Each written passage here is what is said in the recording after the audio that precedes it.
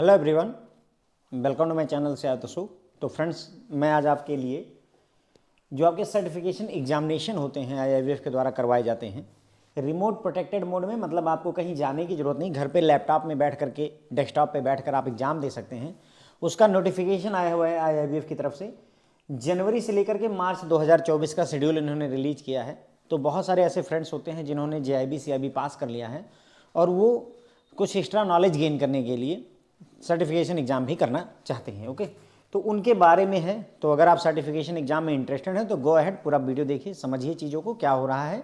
Okay, फ़ायदा क्या करेगा, मॉनेटरी बेनिफिट यहाँ नहीं मिलने वाला है आपको कोई, जैसे जेआईबी सीआईबी पास करने पर इंक्रीमेंट लगता है, इंक्रीमेंट नहीं मिलेगा।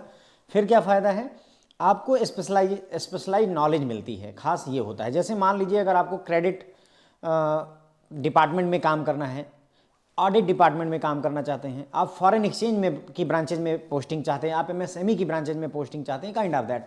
अगर आप विशेष स्ट्रीम को जो है माइंड में रख करके चल रहे हैं कि मुझे अपना कैरियर बैंकिंग में ही, कैरियर इस एरिया में ले जाना है, जैसे किसी को फॉरेन एक्सचेंज पसंद है, ठीक है, गो अहेड, आप फॉरेक्स में भी सर्टिफिकेशन कर सकते हैं। किसी को केवाईसी एमएल में करना होता है, किसी को डिजिटल बैंकिंग में करना होता है, किसी को जो है ऑडिट डिपार्टमेंट में ज्वाइन करना होता है, किसी को सरफेसी इंसॉल्वेंसी रेजोल्यूशन वगैरह जो आपका एनपीए रिकवरी इसमें करना होता है। तो डिपेंड करता है your area of interest. No monetary benefit is there, but अगर आपका स्पेशलाइज्ड वो है, कई बार क्या होता है बैंकों में विद इन बैंक वैकेंसीज आती हैं कि हमारी ये फॉरेन एक्सचेंज की ब्रांच है, वहाँ पर हमें सर्टेन ऑफिसर की नीड है, किसी वजह से गैप बना हुआ है जिसकी वजह से ऑफिसर की नीड है। अब अगर आपके पास में आईआईबीएफ का ये सर्टिफिकेट है, आप एलिजिबल हैं। बाकी और सारे क्राइटेरिया, बट एक क्राइटेरिया ये भी है कि आईआईबीएफ का सर्टिफिकेशन अगर आपके पास है तो ये माना जाता है कि आप क्वालिफाइड हैं उस काम के लिए। फिर आप अप्लाई कर सकते हैं, इंटरव्यू वगैरह जो भी इंटरनल हो वो निपटा करके आप वहाँ ज्वाइन कर सकते हैं। तो जब फॉरेन एक्सचेंज हो गया, ऑडिट विभाग ज्वाइन करना चाहते हैं, मान लीजिए आप ऑडिट में आगे चल करके आप चाहते हैं कि ब्रांच ना लेकर के मैं ऑडिट का काम करूँगा, तो आपको नॉलेज होनी चाहिए ना ऑडिट करने से पहले कि क्या करना है। वहाँ पर भी ये आपकी हेल्प कर सकता है, ऑडिट वाला कोर्स अगर आप कर लेते हैं, काइंड ऑफ दैट। इसी तरीके से ये आपको हेल्पफुल होते हैं। So in case if you are interested in that specialised knowledge, go ahead and join it. Okay, आपको करना चाहिए। देखिए, कुछ एग्जाम हैं जो जनवरी 2024 में होंगे, कुछ एग्जाम है जो जनवरी 2024 में होंगे, कुछ एग्जाम है जो फरवरी और मार्च 2024 में होंगे। तो पहले जनवरी 2024 की बात करते हैं।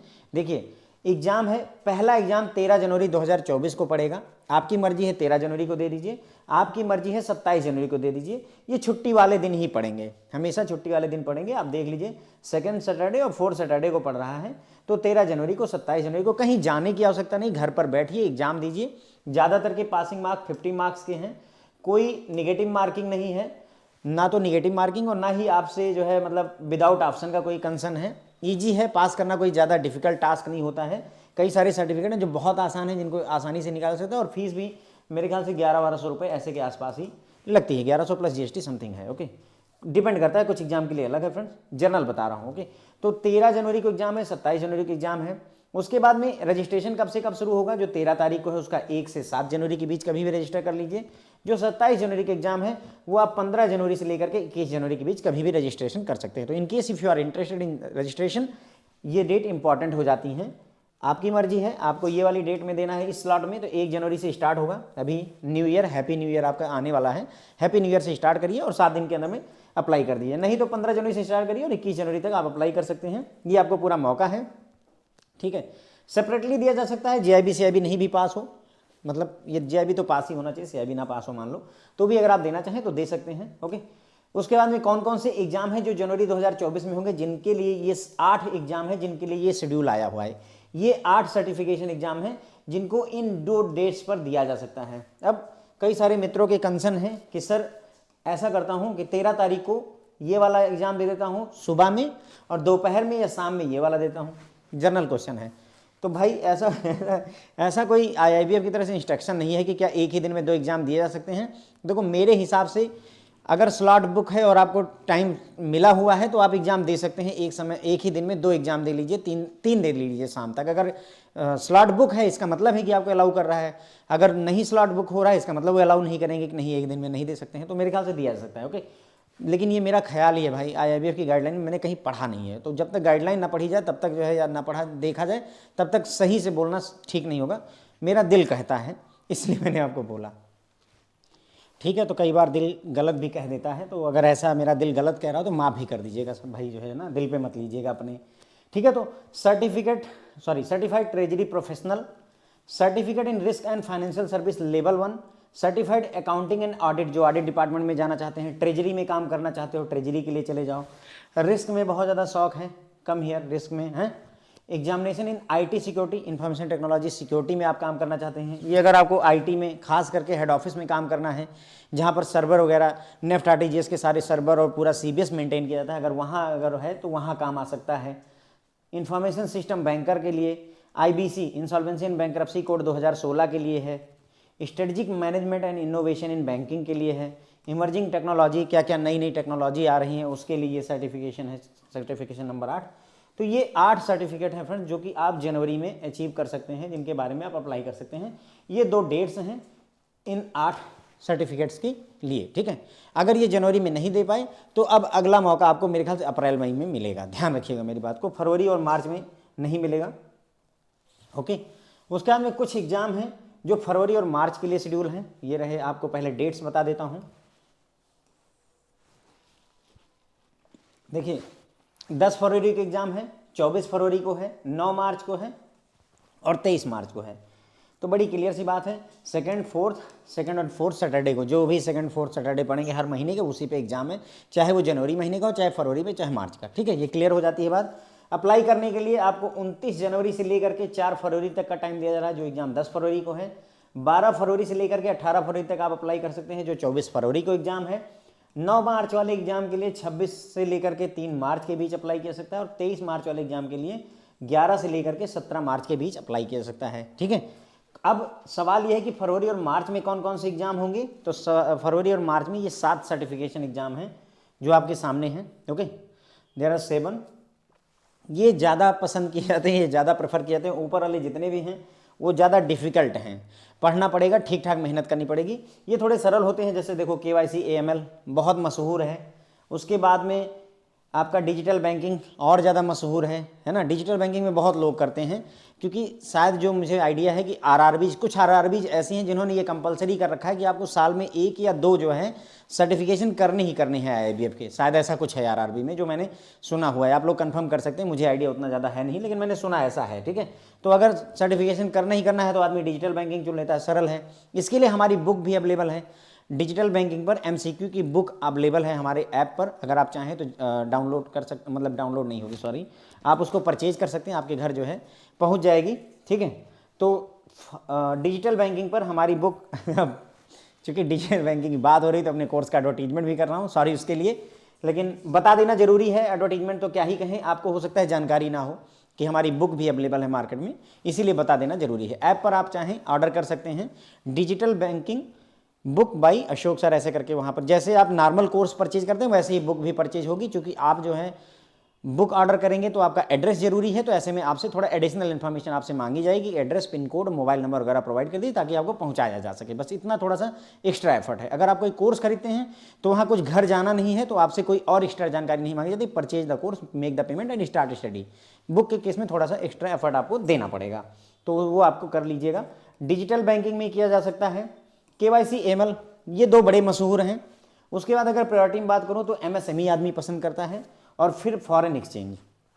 मतलब ये 4 ऐसे सर्टिफिकेशन हैं जो बहुत ज़्यादा कैंडिडेट द्वारा अप्लाई किए जाते हैं। उसके बाद में CCP, सर्टिफाइड क्रेडिट प्रोफेशनल, ये जिनको क्रेडिट विभाग में काम करना है, क्रेडिट डिपार्टमेंट में काम करना है, उनके लिए बेनिफिशियल है। और ये आपको मैं बताऊं, इन 7 कोर्सों में सबसे ज़बरदस्त जो कोर्स है वो यही है, CCP का। समस्या सिर्फ ये है कि इसका मटेरियल मतलब स्टडी का बहुत ज़्यादा अवेलेबल नहीं, आपको बुक पढ़नी पड़ती है, और प्लस इसकी फीस भी जो है शायद 6,000 रुपये है। ओके, कितनी है? 6K, 6,000 रुपये फीस है। बाकी सब 1100 और 1500 में अप्लाई हो जाते हैं, ये 6,000 में। तो ऐसे में 2 कंसर्न उठते हैं। पहला, स्टडी मटेरियल भी CCP आपको सर्टिफाइड क्रेडिट प्रोफेशनल थोड़ा पढ़ना पड़ेगा, इन एग्जामों की तरह नहीं निकलेगा, पहली बात ये जान लीजिए। उसके बाद में 6,000 रुपये फीस है, तो कहीं ना कहीं थोड़ा बहुत डिस्टर्बेंस आ ही जाता है, तो एक वो लैग है। लेकिन सबसे अच्छा जो कोर्स है, अगर आपको मतलब क्रेडिट डिपार्टमेंट में, देखिए अगर आप बैंक में हैं तो क्रेडिट कहीं ना कहीं खेल ही रहे होंगे, अगर आप क्लरिकल रैंक में नहीं बैठे हुए हैं। अगर आप ऑफिसर रैंक में हैं तो कहीं ना कहीं क्रेडिट आपकी ज़िंदगी में जुड़ चुका है। ओके, तो क्रेडिट ये किया जा सकता है। ओके, तो KYC, AML, MSME, ठीक है, फॉरेन एक्सचेंज, डिजिटल बैंकिंग। उसके अलावा आपके पास ऑप्शन है, आप साइबर क्राइम और फ्रॉड मैनेजमेंट में कर सकते हैं और इंटरनेशनल ट्रेड फाइनेंस में भी किया जा सकता है। ठीक है, तो देखो दो विकल्प हैं यहाँ, देखो एक तो फॉरेन एक्सचेंज में किया जा सकता है और एक इंटरनेशनल ट्रेड फाइनेंस, मतलब कुल मिलाकर के दोनों एक ही चीज़ है। फॉरेन एक्सचेंज आपका पूरा फेमा वगैरह की बात करता है, ट्रेड फाइनेंस आपका बात करता है BFM का। ये ऐसे समझ लो, ये BFM का चैप्टर नंबर 1 है एक तरीके से अगर देखा जाए, BFM का चैप्टर नंबर 1 फॉरेक्स पूरा। और ये बात कर रहा है इंटरनेशनल ट्रेड फाइनेंस, BFM का चैप्टर नंबर 5 जो facilities for importer and exporter वाला चैप्टर है, ये उसकी बात कर रहा है। ओके, और भी पढ़ना पड़ेगा, मैं ये नहीं कह रहा हूँ, मतलब मैं सैंपल दे रहा हूँ कि क्या कहाँ कोरिलेट हो रहा है। ओके, तो ये फ्रेंड्स जो है आपके 7 सर्टिफिकेशंस आर देयर, जिनके लिए आप जो है फरवरी और मार्च में एग्जाम दे सकते हैं। हर महीने जनवरी या फरवरी या मार्च तक, जनवरी फरवरी मार्च में हर महीने 2nd और 4th सैटरडे को इनके एग्जाम कंडक्ट करवाए जाएंगे। रिमोट मोड में होंगे, कहीं जाने की आवश्यकता नहीं, घर पर लैपटॉप लीजिए, घर पर डेस्कटॉप लीजिए, CCTV वगैरह लगा होगा, उसकी सहायता से आप दे सकते हैं। बैंक का आइडेंटिटी कार्ड की जरूरत पड़ सकती है, आधार कार्ड की जरूरत पड़ सकती है, जो अवेलेबल हो। अगर आइडेंटिटी कार्ड नहीं तो आधार कार्ड रखिए, ठीक है। एक बार कभी कभार वो बोलते हैं कि आप एक बार जो है हमको लैपटॉप जो है चारों तरफ घुमा के दिखा दीजिए, जो कैमरा है उसको चारों तरफ घुमा के दिखा दीजिए, जिससे ये पता चल जाए कि आप चोरी नकल करने की कोशिश नहीं कर रहे हैं। ओके, बस इससे ज़्यादा और कुछ नहीं होता है। दूसरा सॉफ्टवेयर ऐसा बना होता है कि अगर मान लीजिए आप ऐसे देखेंगे थोड़ा सा नीचे, तो वो तुरंत ही एक मैसेज पॉपअप आएगा कि आप जो you are trying to look away. Okay, तो आपको हमेशा क्या करना होगा, कहीं ना कहीं सामने, क्योंकि ऐसा माना जा रहा है कि आप अगर एग्जाम दे रहे हैं तो आप स्क्रीन पर देख करके क्वेश्चन पढ़ रहे होंगे, आपको नीचे देखने की आवश्यकता नहीं है। ये कंसिडर करके ऐप, वो जो आपका सॉफ्टवेयर होता है वो ये चलता है। तो बस ये सारी बातें रहेंगी जो आपको ध्यान रखनी है। जो भी चाहें अप्लाई कर सकते हैं। अब ये देखिए, इनमें 3 सेशन होंगे दिन में 3 बार एग्जाम करवाए जाएंगे, 2-2 घंटे के एग्जाम होंगे। 10 बजे से लेकर के 12 बजे तक एक पहला एग्जाम होगा 2 घंटे का, 12:45 से 2:45 का दूसरा, और 3:30 से 5:30 का 3:30 से 5:30 का तीसरा एग्जाम होगा। हर एग्जाम मेरे ख्याल से 2-2 घंटे का है, 2 घंटे का टाइम मिलेगा और 100 क्वेश्चंस होते हैं और एक मार्क्स के क्वेश्चन होते हैं। तो सारे क्वेश्चंस को मिला करके आपको 100 मार्क्स भी मिलते हैं। 100 क्वेश्चंस एंड 100 मार्क्स, 2 आवर्स का टाइम, बिल्कुल CIB की तरह ही। ओके, उसके बाद में registration first come first serve basis पर है, ये ज़रा ध्यान दीजिएगा, क्योंकि मैं अपने उस पर YouTube चैनल पर वीडियो डाल रहा हूं, जो भी देखेगा ज़्यादातर अप्लाई करेंगे, तो इसलिए थोड़ा सावधानी बरतिएगा, जल्दी से जल्दी अप्लाई करिए, क्योंकि ज़्यादा सीटें इनके पास होती नहीं हैं, फुल हो जाएगा, बहुत जल्दी फुल होता है। ओके, और ख़ास करके इनका कोर्स बिकवाने में मेरी बहुत ज़्यादा भूमिका रहती है। मैं अपलोड करता हूँ, अगर बता दूँ तो उसके बाद भरना भी शुरू हो जाता है, ऐसे ही अपनी तारीफ़ कर ले रहा हूँ अगर ठीक है, सॉरी। उसके बाद में कैंडिडेट से रिक्वेस्ट की जाती है कि भाई जल्दी से जल्दी अप्लाई कर लो, ताकि डिसअपॉइंटमेंट ना हो, परेशानी ना हो। ई-लर्निंग कोर्सेस अवेलेबल हैं कुछ सर्टिफिकेशन के लिए, अगर आप चाहें तो उसको जो है यूज कर सकते हैं ई-लर्निंग को। रूल्स एंड रेगुलेशंस ये पढ़ लीजिए। उसके बाद में रिमोट प्रोटेक्टेड एग्जाम के लिए FAQ हो गए, रिमोट प्रोटेक्टेड एग्जाम के लिए लिंक वगैरह हो गई। इसमें क्या करना है, एग्जाम से 2-3 दिन पहले आपको ईमेल आएगी IIBF की तरफ से कि ये काम करना है। वो उसमें इंस्ट्रक्शन दी हुई होंगी, कुछ सर्टेन सॉफ्टवेयर डाउनलोड करने पड़ेंगे, डाउनलोड करके चेक करके एग्जाम से पहले एक बार आपको डेमो एग्जाम वो करवा देते हैं, छोटा सा 10 मिनट का एग्जाम करवा लेते हैं कि आप ये देख लो कि आपका लैपटॉप कंपेटेबल है या नहीं है।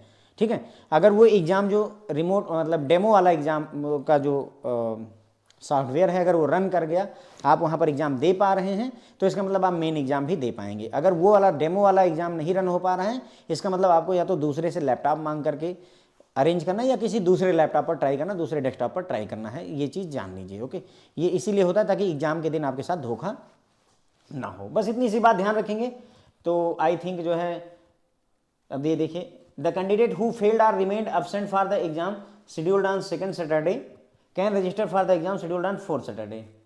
ओके, अगर 2nd सैटरडे पर आप किसी वजह से एब्सेंट रह गए या फेल कर गए, तो आप 4th सैटरडे के लिए अप्लाई कर सकते हैं। Registration of such candidate will be activated after 4 working day of such exam. ठीक है, मतलब कहने का, अच्छा अब यहाँ देखो, ये कह रहे थे ना, जो क्वेश्चन आप पूछ रहे थे कि एक साथ 2-2 अप्लाई कर सकते हैं। देखो, इन्होंने कहा कि अगर मान लो किसी 2nd सैटरडे वाले एग्जाम में आपने अप्लाई किया, मैं मान लेता हूँ आपने MSME का अप्लाई किया और वहाँ फेल हो गए, या आप अब्सेंट रह गए, आप एग्जाम नहीं अटेंड कर पाए किसी भी वजह से, तो उस केस में आप जो है ये 4th सैटरडे वाले एग्जाम के लिए अप्लाई कर सकते हैं।